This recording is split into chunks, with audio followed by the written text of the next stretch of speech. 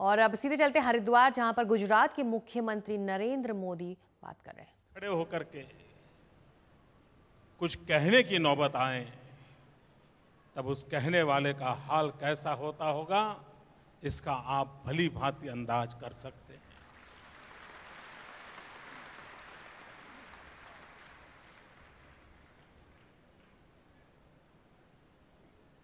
ईश्वर ने जब से मुझे दुनिया को जानने समझने का सामर्थ्य दिया, तब से जितने भी कुंभ के मेले हुए उस सब में मैं उपस्थित रहा और कभी यह भी सौभाग्य मिला था कि पूरा समय भी मैं रहा था। लेकिन इस बार का ये पहला कुंभ का मेला ऐसा था कि जिसमें मैं पहुंच नहीं पाया था। मन में कसक थी, एक पीड़ा थी कि मैं ये क्यों कर नहीं पाया।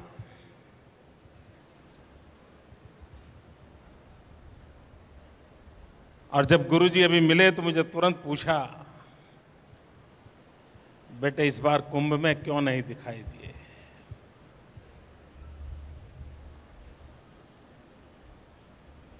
मन में कसक तो है, अभी भी है कि नहीं पहुंच पाया।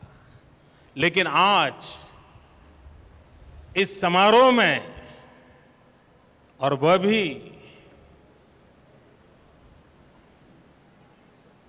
गंगा के तट पर,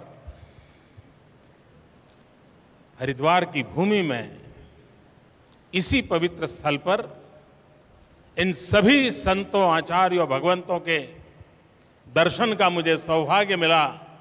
शायद ईश्वर की इच्छा होगी कि मेरी वो कसक कम हो, इसलिए ही ये कुछ व्यवस्था ईश्वर ने बनाई होगी। ये मेरा सौभाग्य है कि मुझे आज आप सबके बीच आपके चरणों में वंदन करने का अवसर मिला है। मैं एक बात यहां बताना चाहता हूं। हमारे देश में किसी के लिए कुछ भी कह देना ये बहुत आसान हो गया है। शब्दों का मूल्य न समझते हुए, शब्दों का सामर्थ्य न समझते हुए किसी के लिए कुछ भी कह देना, ये मानो एक नया स्वभाव पनपा है।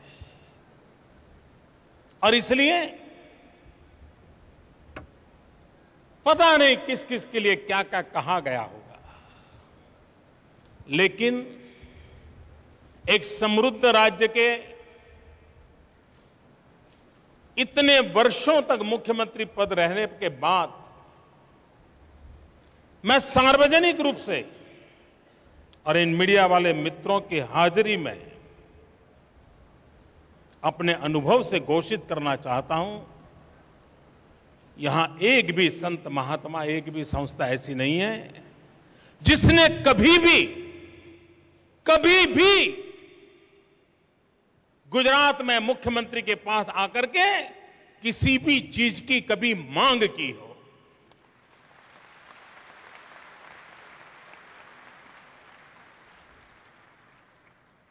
ये देने वाले लोग हैं, वरना आसानी से कह दिया जाता है। और इसलिए मैं आज बड़ी जिम्मेवारी के साथ ये कहना चाहता हूं, मेरे 12 साल के कार्यकाल में मुझे एक भी संत महात्मा, एक भी समाज को समर्पित व्यक्ति ऐसा मिला नहीं है जिसने सरकार से कुछ मांगा हो। बाबा रामदेव जिस काम को कर रहे हैं, मैं मानता हूं राष्ट्र की सेवा भी, और हमारे पूरी संत परंपरा को दीजिए। हर संत ने अपना जीवन उपदेशों तक कभी सीमित नहीं रखा है। उन्होंने आचरण पर बल दिया है और कर्तव्य भाव से समाज जीवन की पीड़ाओं को दूर करने के लिए उनसे जो कुछ भी उस युग में हुआ उसको करते रहे हैं। किसी की जेब में एक पैसा ना हो और साल भर हरिद्वार में रहना हो, कोई मुझे बताए भूखा रहेगा? ये कौन खिलाता है? ये खिलाने वाले कौन है? यही छोटे मोटे संत हैं जो अपने यहां से किसी भूखे को जाने नहीं देते।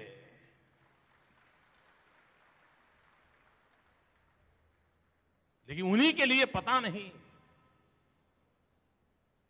मैंने बाबा रामदेव जी से एक बार पूछा था कि मैं तो योग की परंपरा से जुड़ा हुआ इंसान हूं और दिन रात दौड़ पाता हूं, उसमें योग का बहुत बड़ा योगदान है। तो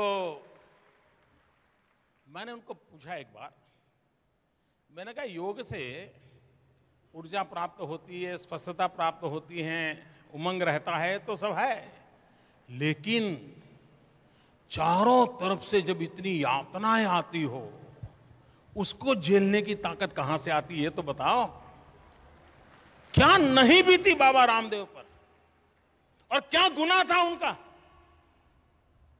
क्या भारत जैसे लोकतंत्र देश में आपके विचारों से विपरीत विचार कहना गुनाह है?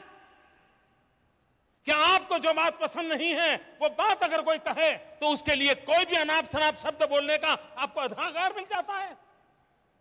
मैं दिल्ली में बैठे हुए शहंशाहों से पूछना चाहता हूं, और ये मोदी नहीं पूछ रहा है,